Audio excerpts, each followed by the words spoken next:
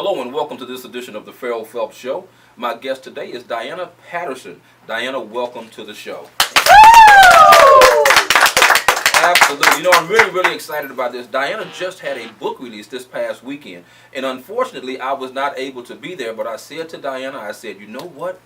I want you to come on the show, man. Let's talk about this book and this project on the show. And, you know, we've talked about the book a little bit in passing and everything, and I was really excited about it. And one of the things that really sparked my interest was the title. Okay, and I just want you to say the name of the title for me. Everything Grows in the Valley. Everything Grows in the Valley. And you know what? My own, I guess, analogy or analysis, when I read that title and I began to learn a little bit more about the book, I understood it more.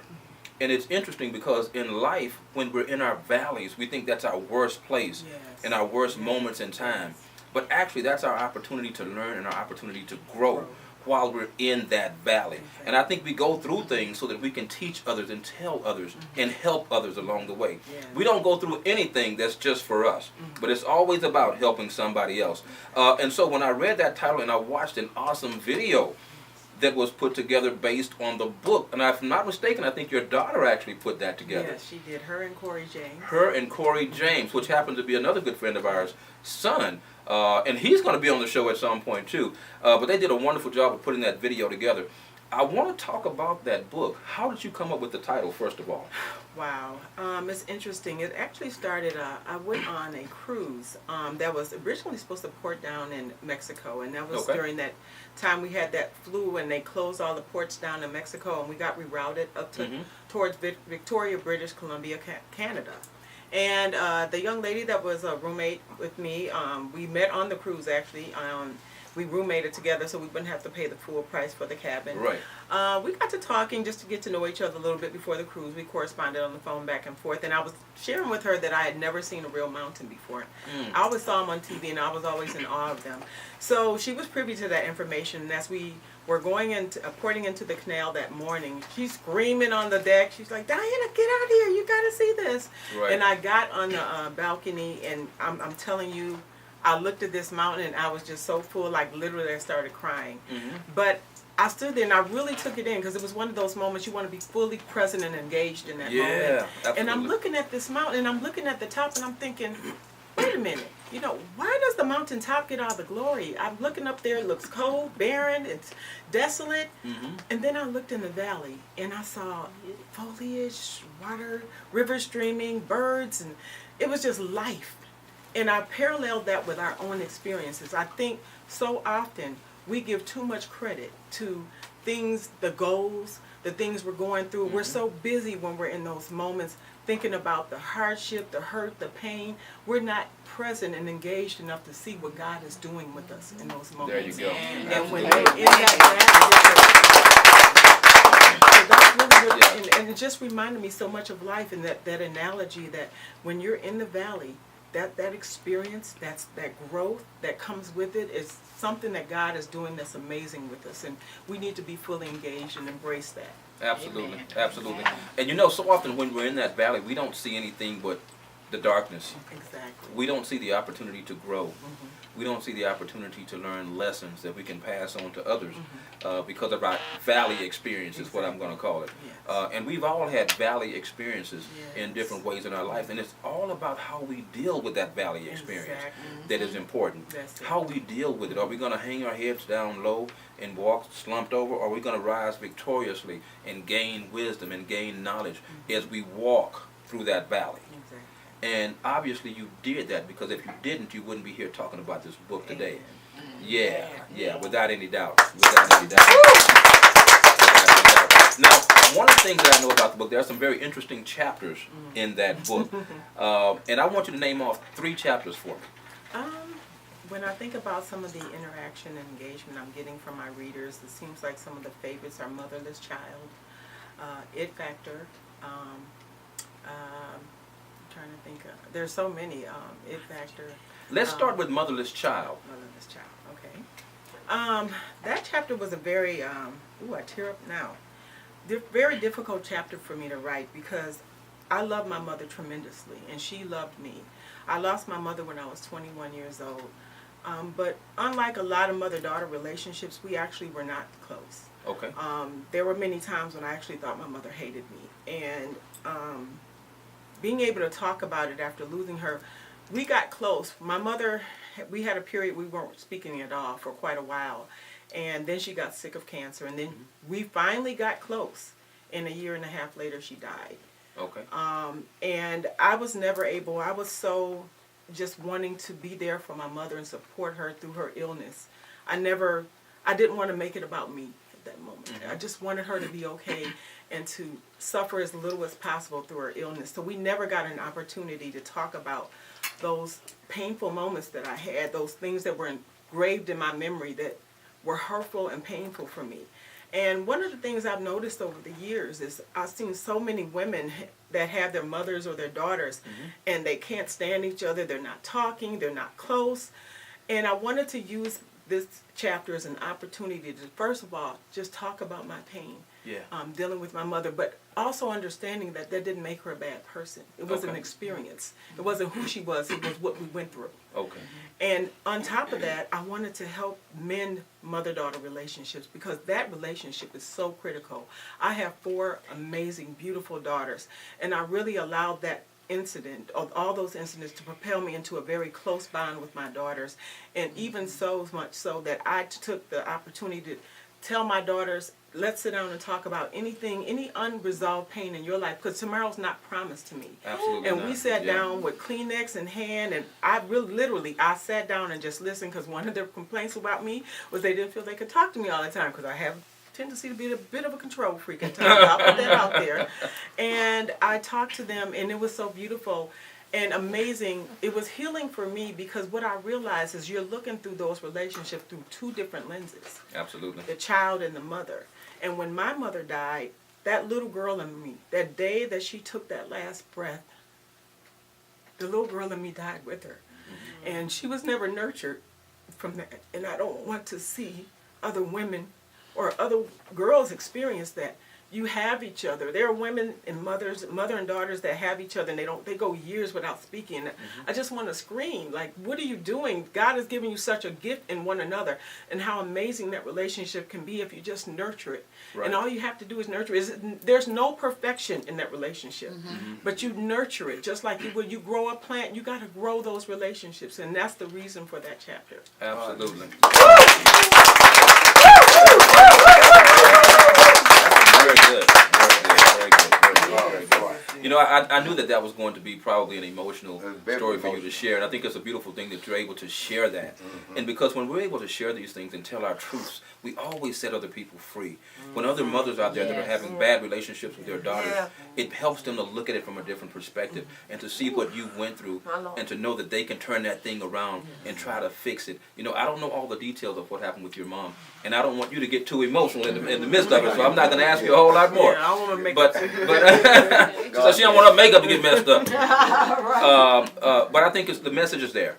So if there are relationships that you've not mended with your children in general, be it a son, be it a daughter, I think it's important that you start to work on those relationships and try to help and heal those things as best you can. Because when a person is gone, they're gone. We're going to be back in just a moment. You guys stick around for more of the Terrell Phelps Show. We'll see you in just a minute.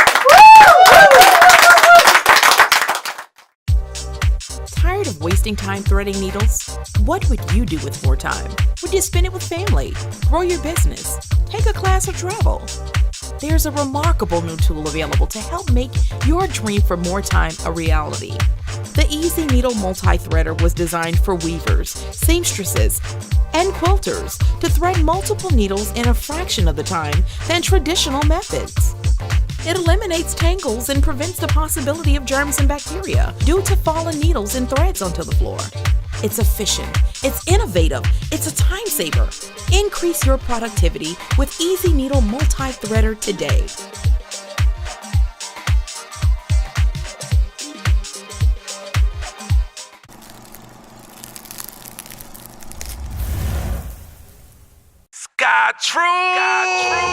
Sky Trues Custom Eyewear has taken the world by storm.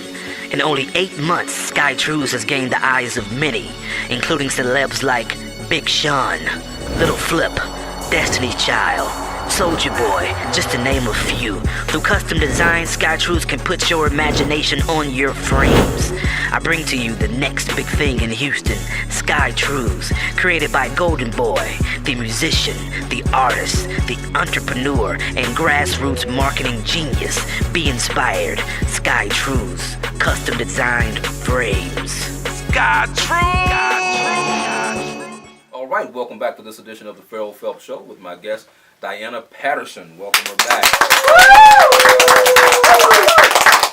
You know, Diana, we were talking about your book, Everything Grows in the Valley, which the title just is catchy in itself.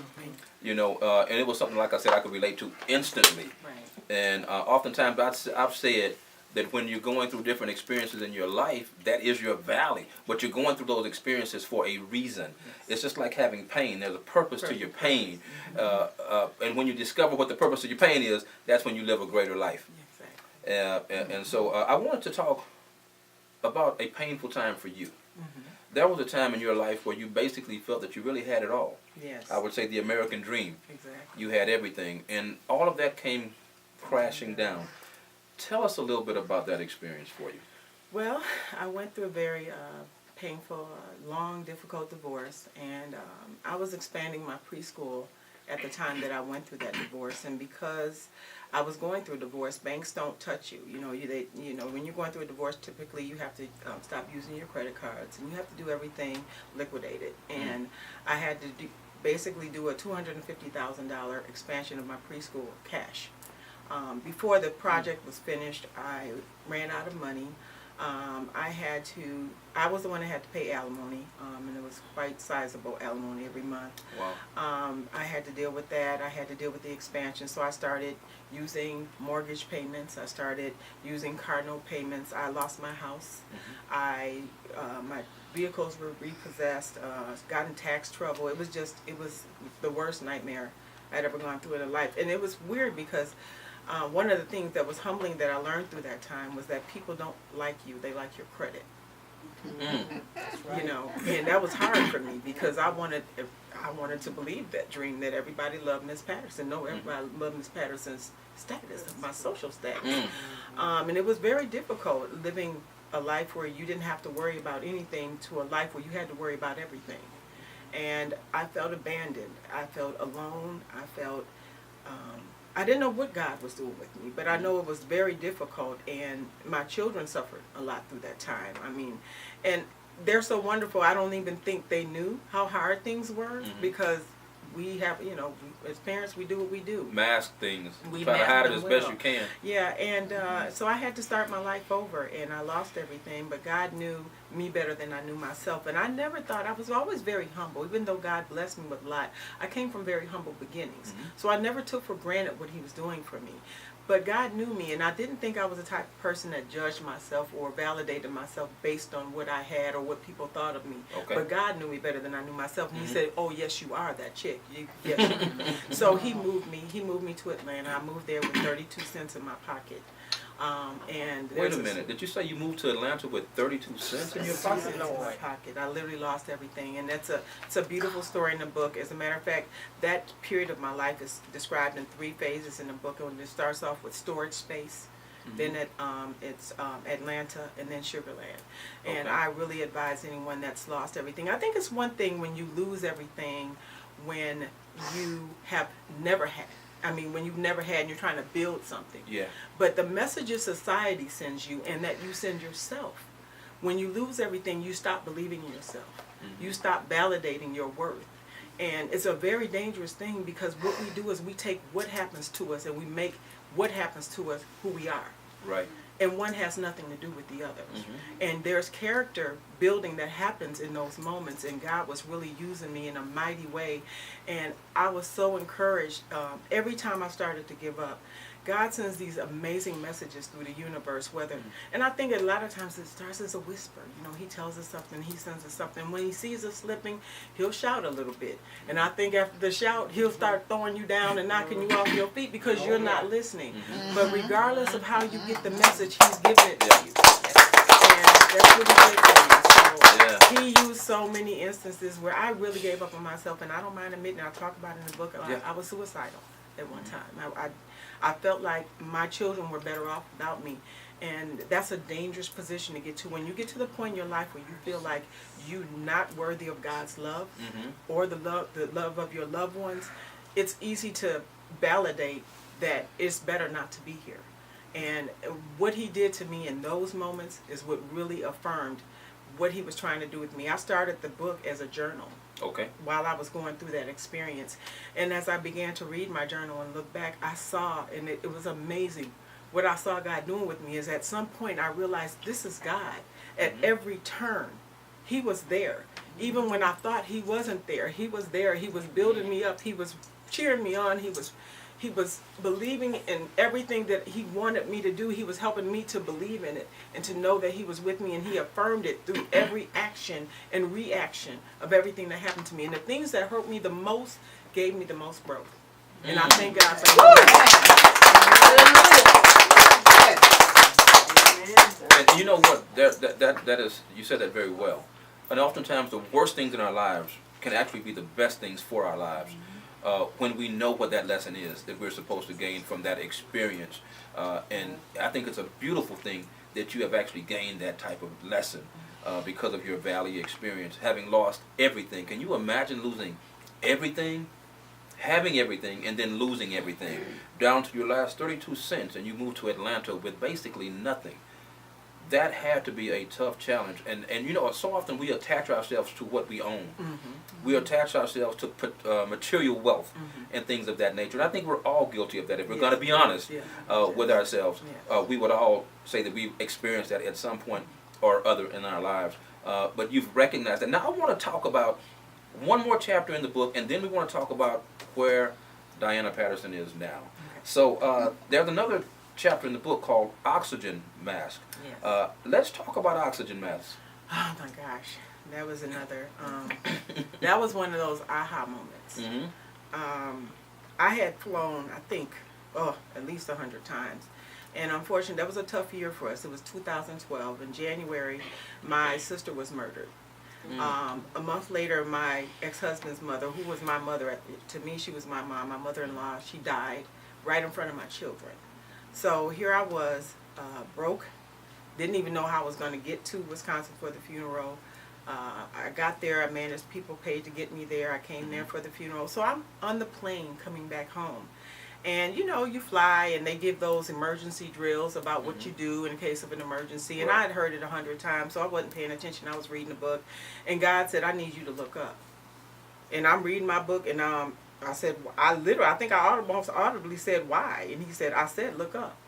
And they were going over the drill, so I looked up at the stewardess, and she was just getting to the part where she said, and when the oxygen mask comes down, it's important that you put it on yourself first before you help somebody else. See, when I had everything, I was an advocate for helping others. I gave a lot of money away. I'm not going to lie, I did a lot for everyone. But I helped so many people that I put myself in harm's way. And when I lost everything, I was no good to anybody. And God was telling me, you can't help anybody else until you help yourself. I need you to put yourself first, and I need you to understand that I'm okay with that. Because even as mothers, we nurture. Our tendency is to nurture. Right. And we feel this innate need that we have to always be doing something for everybody else. And what we do is at the end of that and at the bottom of that, we're depleted. We're exhausted. We're burnt out. And nobody wants to help us a lot of times but our own children. And sometimes, for some people, it's not even their children. For me, I was blessed. My children were amazing. My family was amazing. But at the bottom of that, you're leaving yourself depleted and nowhere to go but up from there. So what that experience really taught me was that I had to take care of me first. And it's okay, because society sends us messages, people send us messages, and society shames us into thinking that for some reason it's not okay to take care of you. But you can't, when you don't take care of yourself, it's like you're standing on a cliff and you're getting ready to jump off, and everybody that loves you is going to fall off with you. So you really have to take care of yourself, to position yourself to really be your best and most authentic self, so God can use you in his greatest capacity. You have to be good so everyone around you can be good. Wow.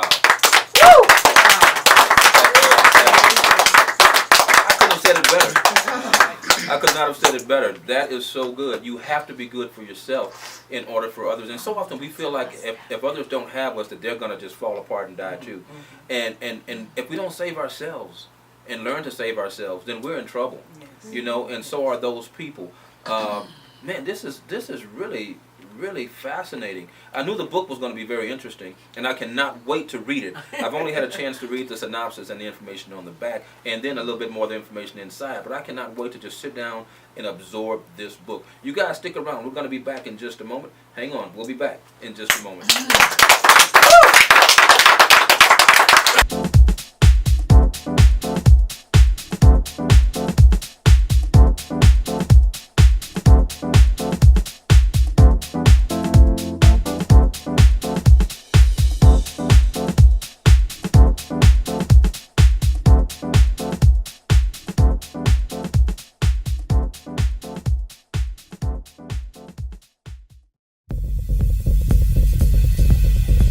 Women invest a lot of valuable time in their stylist chair, creating and maintaining a polished image.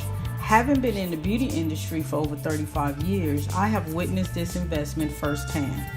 Hi, my name is Elizabeth Jackson, and I'm the owner of Interactive Hair Studio. I love doing hair. I love being creative. I love giving someone options.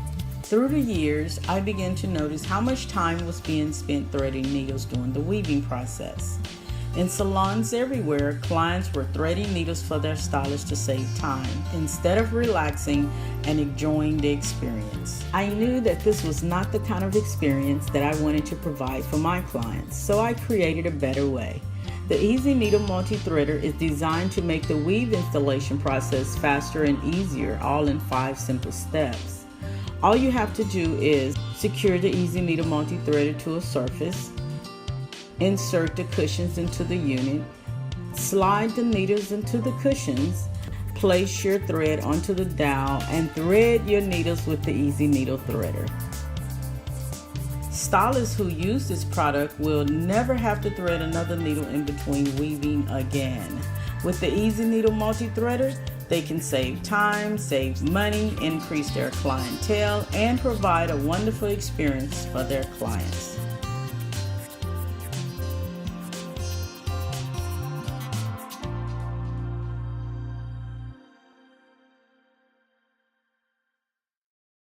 All right, welcome back to this edition of the Terrell Phelps Show with my guest today, Diana Patterson.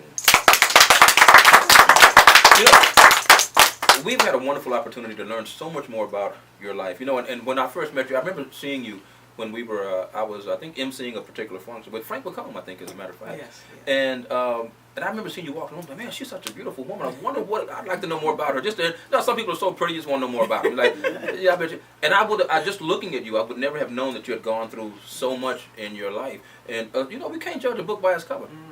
You never know what people go through, and obviously you don't look like what you've been through. Amen. Man. Praise the Lord. And that's really a good thing. And now, because you've gone through that valley, you're able to bless us through the book. Everything grows in the valley. Yes. Now, Diana, I want the viewing audience to learn a little bit more about how they can find out about this book. How do they actually? How are they able to get this book? The book is available on Amazon, but it also, if you want a signed copy, and the incentive to buy it directly from me is a signed copy, and you get a bookmark and a little thank you bag of candy.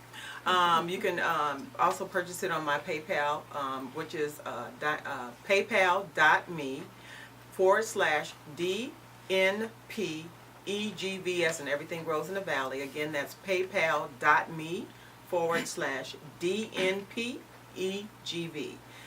If you are out of state or you need shipping, you do need to include another $4.37 for shipping. So it'd be basically $25 for shipping and handling. But if you're local and you want, we can connect and I can give it to you personally. It's only $20.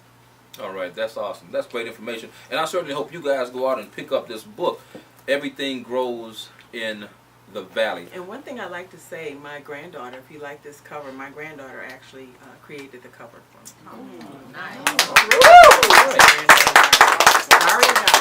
There we go. He's giving a shameless plug to the granddaughter. And that's it's a beautiful thing when you're at your kids, you see your kids and your grandkids doing things that are positive, that are good. Yes. Now, speaking of your kids doing stuff, grandkids included, you have a daughter who's actually putting on a youth rally. Yes. Tell me a little bit more about this youth rally. The youth need to be encouraged these days. Yes, they do. And so let me know a little bit more about the youth rally that your other daughter is actually putting on. Yes, my daughter, her name is Latoya Gowdy, and her partner Danielle Montgomery formed a group called BUT for Girls, and I want to spell that BEYOUTIFUL. So be beautiful, as in be yourself, embrace yourself. They started this about 3 years ago, and I'm telling you, it's propelling, and it's just the things they're doing with these young ladies, inspiring them to really embrace their beauty, their inner beauty, be themselves, and not to be pressured by society about their identity. They're doing, actually, their emphasis this year is fitness and wellness, and they're doing a rally. They've got a lot of people involved, and there's a web that you can go on Facebook. Their Facebook page, I believe, is Beautiful Girls, but the rally is November 4th at the Fondren Seventh-day Adventist Church on I think that's Independence and Fuquay, and I don't have my glasses on. If you can help me with the address. We don't have our glasses on. Yeah, 79. But you know what? I'm going to help y'all. If you want to get more information on what's happening, you can actually go to Facebook and go to Diana Patterson on Facebook, inbox her, and she will be more than glad to get that information to you. Am I right? Yeah, you're right. She's going to tell me that. I should have known. That's okay. Diana Patterson on Facebook. Get that information so that you can find out more about this rally, because your kids may want to get involved. And we like to highlight things and people that are doing positive things in the community. So I want to make sure we made mention of this, Diana. So thank you so much for sharing it with us. We're going to be back in just a moment with my next guest, Dr. Conte Terrell. Stick around. We'll be back in just a moment.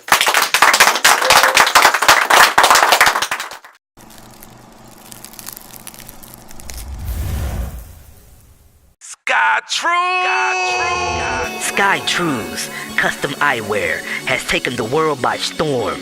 In only 8 months, Sky Trues has gained the eyes of many, including celebs like Big Sean, Little Flip, Destiny Child, Soulja Boy, just to name a few. Through custom design, Sky Trues can put your imagination on your frames. I bring to you the next big thing in Houston, Sky Trues, created by Golden Boy, the musician, the artist, the entrepreneur, and grassroots marketing genius. Be inspired. Sky Trues, custom designed frames. Sky Trues! Tired of wasting time threading needles? What would you do with more time? Would you spend it with family, grow your business, take a class, or travel? There's a remarkable new tool available to help make your dream for more time a reality. The Easy Needle Multi-Threader was designed for weavers, seamstresses, and quilters to thread multiple needles in a fraction of the time than traditional methods. It eliminates tangles and prevents the possibility of germs and bacteria due to fallen needles and threads onto the floor. It's efficient, it's innovative, it's a time saver. Increase your productivity with Easy Needle Multi-Threader today.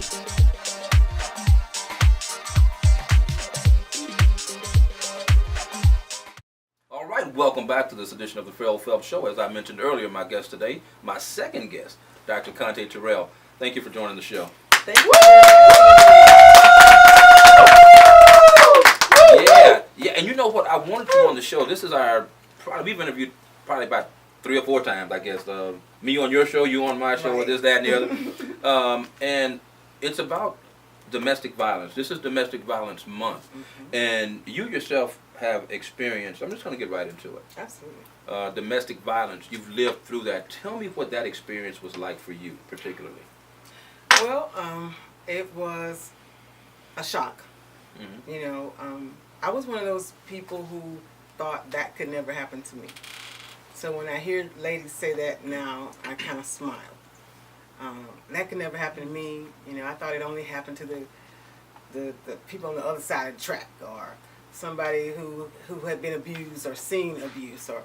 So I did all the things that I thought, you know, your parents teach you to do. You look at their parents and you look at, you know, the family and all those things. So when I met my ex-husband and we finally went to his parents' house and we drove up to the big old house and mom, dad sitting on the porch, he drinking lemonade, she drinking tea. I'm going, yeah, this is what you look for. Good parents. But what I did not know is that his father had been abusive. His father had been abusive to his mother and the children. And he grew up seeing that. So I married who I thought was my knight in shining armor, and I always say he turned out to be my nightmare on Elm Street. Wow. And not everybody survives their Nightmare on Elm Street, but obviously Dr. Conte Terrell has, and she's lived to tell the story. Yeah, and what was that like for you? Because I know what you've been through, but they don't. Yeah. What was that first experience like when someone that you thought loved you reared back to hit you? What was that like in that moment? What went through your mind? What in the world just happened? Did I say something wrong? What happened?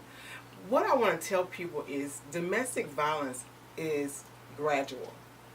If you got in the car with somebody on the first day, even the second day, and they slapped you and said, why you have that dress on? You would get out of the car running like, who are you? What's wrong with you? But that didn't happen. It happened gradual. The very first incident that happened was right before we were supposed to get married. And he did not hit me. But it was a very bad experience. I was in the kitchen cooking, and I remember it as if it was yesterday. I was cooking spaghetti, and he was sitting in another room, but my phone rang. And this is how long ago, but actually my pager rang. I'm dating myself. Actually my pager rang, and so I called a number back, and I was talking to a gentleman on the phone, and I guess just from the conversation, not flirting, but maybe my tone changed, or maybe I was lower. He realized that I was talking to a man on the phone. So when I got ready to finish the meal, fixed his plate, took it over to him, and I went to turn back around to go fix my plate, and pow! The whole plate, he threw the whole plate, and spaghetti just went all down my body. Now, we had been engaged. We were getting ready to get married. The wedding was 3 months away. Wow. And what he said to me when I turned around and went, why would you do that? What he said to me was, how dare you talk to another man in my house? How disrespectful of you. And so I thought, okay, I've never seen him act like this. So maybe that triggered it. Me talking to a man in his house. Naturally, I thought, which is what happens. We women start, blaming ourselves. Okay, that was wrong with me. I shouldn't have talked to another man in his house. That's disrespectful. But something inside of me, and I tell people all the time, people say hindsight is 20/20. I have a saying that hindsight is insight. What I mean by that is everything you thought you saw later, you saw it at the time. It's insight right now. So whatever signs that you're seeing right now, listen to it, use your internal navigation system, and don't talk yourself out of it. And so I wanted, that innate thing in me wanted to call the wedding off. And I told him, I'm going to call this off. And he went into the defensive, the domestic violence mode. Honey, I've never done this before. I will never do this again. I love you so much. I'm just the thought of you talking to another man in my house. Please don't call the wedding off. You can't call the wedding off. And so, in fear that I would call the wedding off, he talked me into going to the justice of the peace. Because now, mind you, the wedding was three months later. So he didn't want to jeopardize me changing my mind. So we went to the justice of the peace and got married. Wow. Wow. And you know what? So often, like you said, you see those signs, but you ignore the sign. It's kind of like driving. You see a sign that says yield. You see one that says stop. You see a green light that says go. We see all these signs along this journey, but a lot of times we ignore the sign because we're not ready to leave that journey, to leave that road. So we stay on that course. And then let me say this too. A lot of times we don't know the signs. That's why I wrote the book, because I want women to know the signs. I didn't know the signs. I had never been with anybody that had been abusive. And a lot of women have. A lot of women, the signs are normal to them. But for women who had not gone through that, I didn't know the signs. I knew that was wrong, that didn't feel right, but I should have known that a healthy man, I don't care how angry he gets or whatever it is that you do, a healthy man does not respond like that.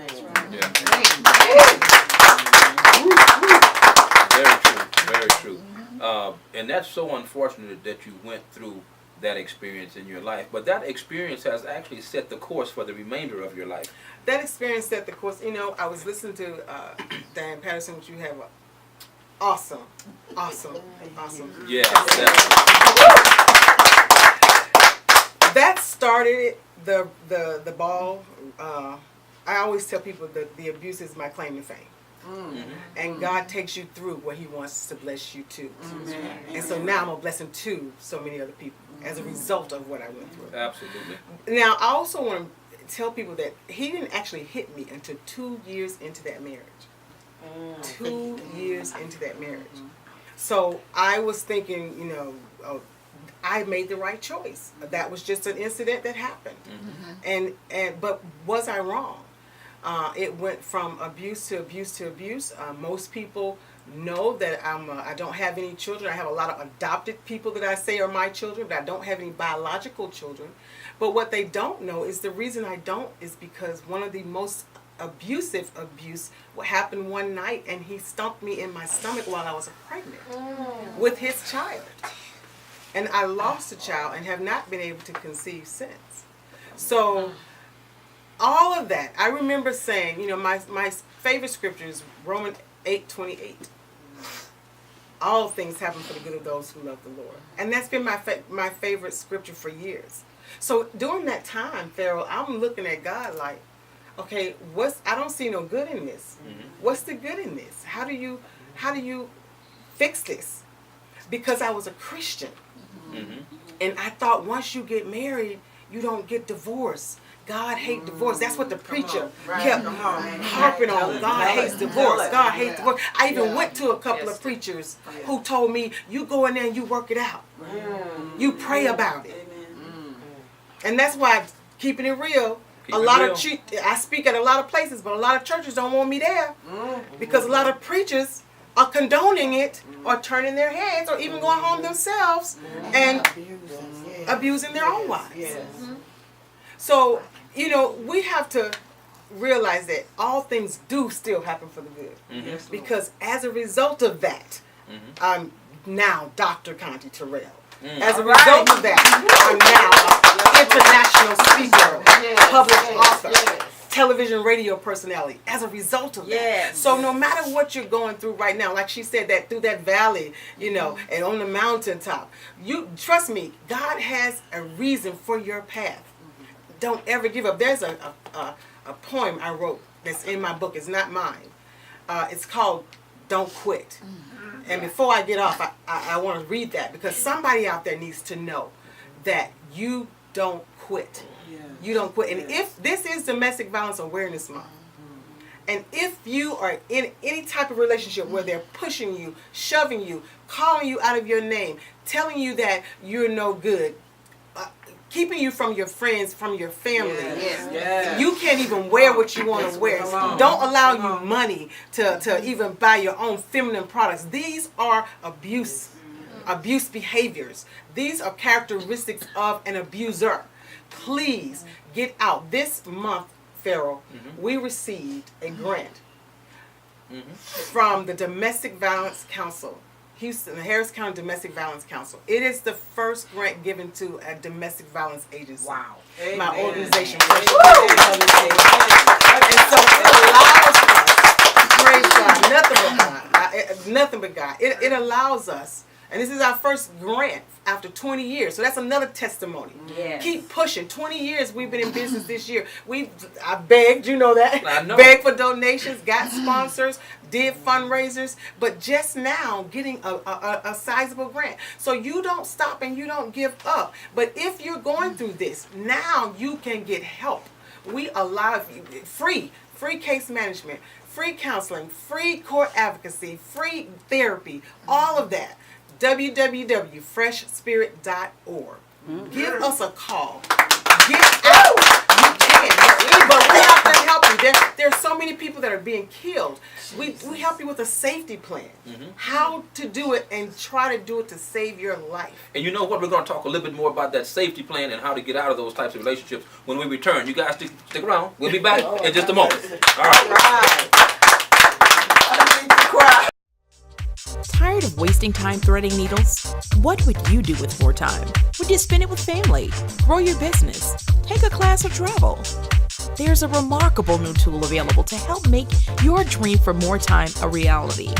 The Easy Needle Multi-Threader was designed for weavers, seamstresses, and quilters to thread multiple needles in a fraction of the time than traditional methods. It eliminates tangles and prevents the possibility of germs and bacteria due to fallen needles and threads onto the floor. It's efficient, it's innovative, it's a time saver.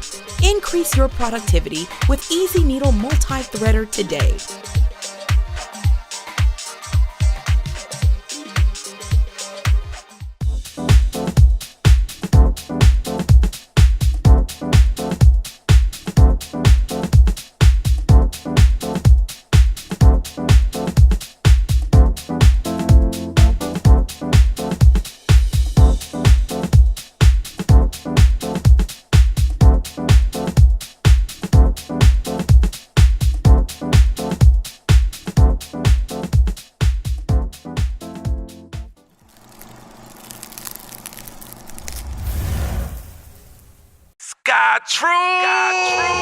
Sky Trues Custom Eyewear has taken the world by storm.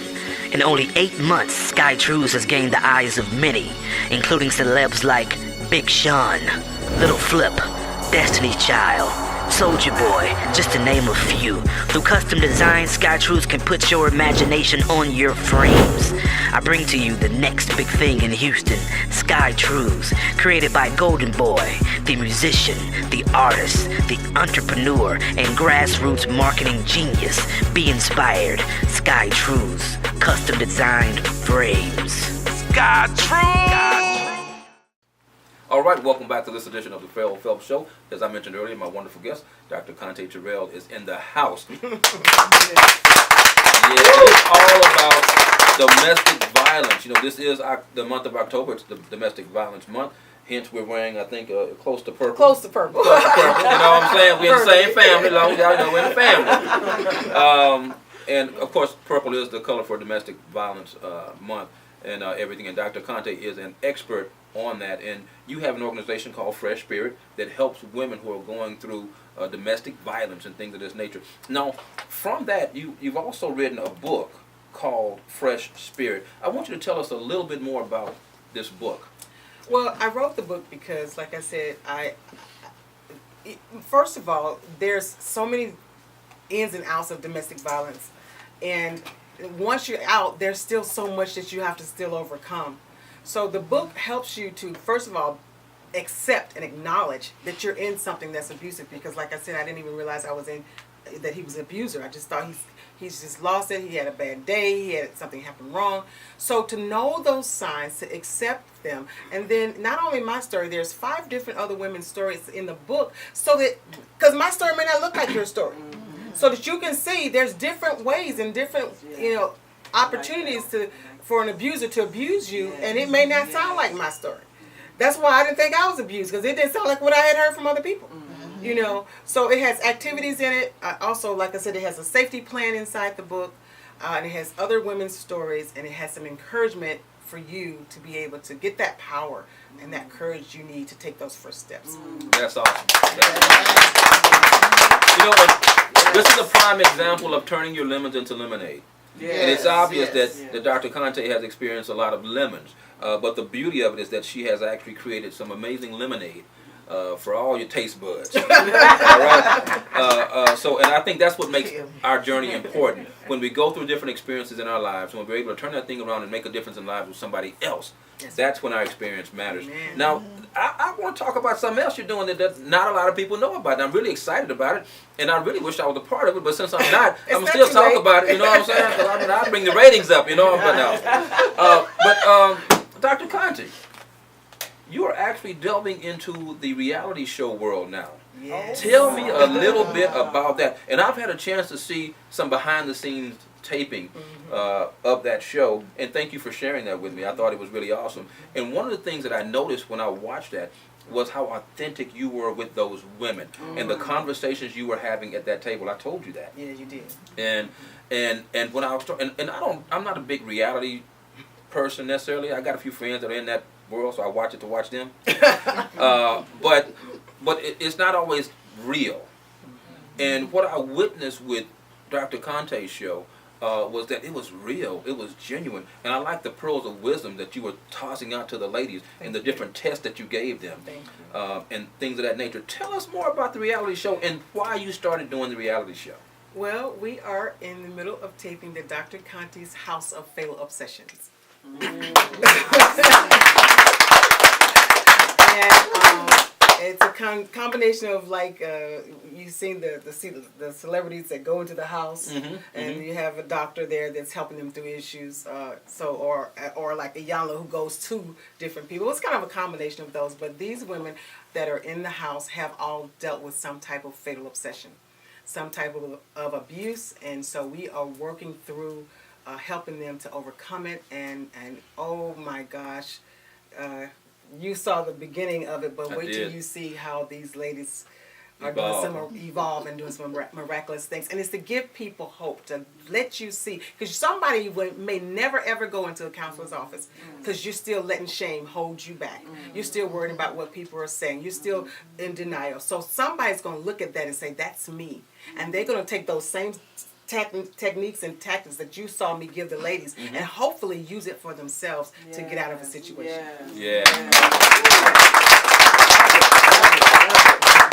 And that's what it's all about. So you wanted to do that because?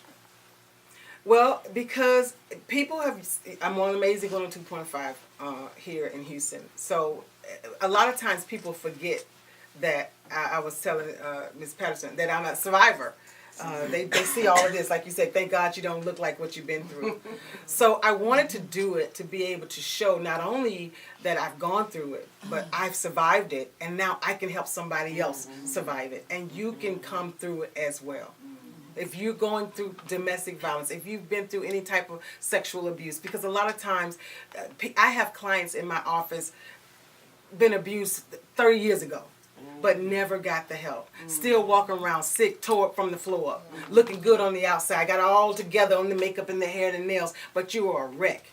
And so that is why I wanted to do it. So the people who would never call me and come into my office, maybe you can get some help from watching a reality show. Because you'll sit on the couch and do that. Come on. And the good thing about your reality show is that it is reality. It's not phony, it's not fake, it's not contrived to incite craziness and violence and things of that nature. It's actually a show that's going to, I feel, bless the masses, and especially those that are affected by domestic violence in any way, shape, form, or fashion. Now, I want everybody to find out a little bit more how to get in touch with you and how to possibly get this book. Okay. Well, you can Google me, any social media, Dr. Conte Terrell, and that's with the E, C-O-N-T-E, Terrell, T-E-R-R-E-L-L. You can go to the website, www.freshspirit.org. Again, www.freshspirit.org. Or www.drcontespeaks.com. And as the kids say, one of my youth counselors says, Dr. Conte, you're Googleable. And I'm like, what is that? So if nothing else, Google me. The book is where any books are sold. You can get it on Amazon or any bookstore that books are sold. Also off the website. If you get it from the website, a percentage of the book goes back to helping women get free counseling. And that's what it's all about, making a difference in the lives of others through the experiences that you've had. And you and certainly my first guest, Diana Patterson, have certainly did that. By sharing your story so candidly and so openly on the set of the Terrell Phelps Show. Now, you guys can find out more about me. Just simply go to my Facebook page, Terrell Phelps, the Terrell Phelps Show on Facebook. You can go to my YouTube channel, type in Terrell Phelps. All of my shows are right there for your viewing pleasure. You can also send us an email at letstalkaboutit12tv@gmail.com. That's letstalkaboutit12tv@gmail.com. I hope you guys have enjoyed this segment as much as I have. God bless you. And until next time, we'll see you then.